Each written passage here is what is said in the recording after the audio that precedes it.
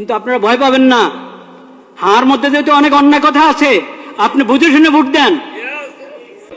সবগুলোর উপর হ্যাঁ বললে সবগুলোর উপরে হ্যাঁ, না বললে সবগুলোর উপরে কি না। কেন আলাদা আলাদা করে বলেন না কেন?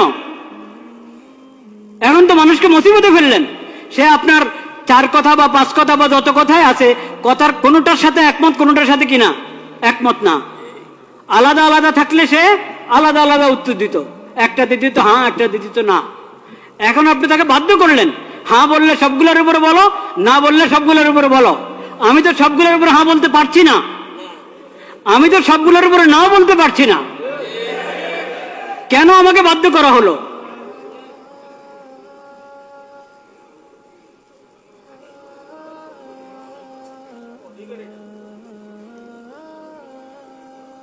একটা পেরেশানি, একটা যন্ত্রের মধ্যে ফেলা হলো জাতিকে। ভোট দিলে সবগুলোর উপরে হ্যাঁ বলো, আর না বলতে হলে সবগুলোর উপরে না বলো।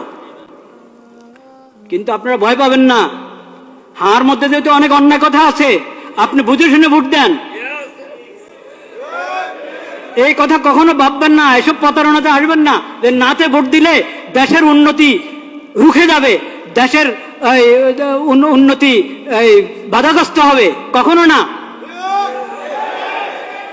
দেশের কিসমত যদি ভালো হয়, জনগণের কিসমত যদি ভালো হয়, শাসকদের যদি নিয়ত ভালো হয়, তাহলে না ভোট, সবাই নার মধ্যে ভোট দিলেও দেশের উন্নতি চলতে থাকবে ইনশাআল্লাহ। আর যদি নিয়ত ভালো না থাকে, কিসমতও ভালো না, নিয়তও ভালো না, এমন যদি হয় তো সবাই হাতে ভোট দাও, কাজ হবে না, কাজ হবে না।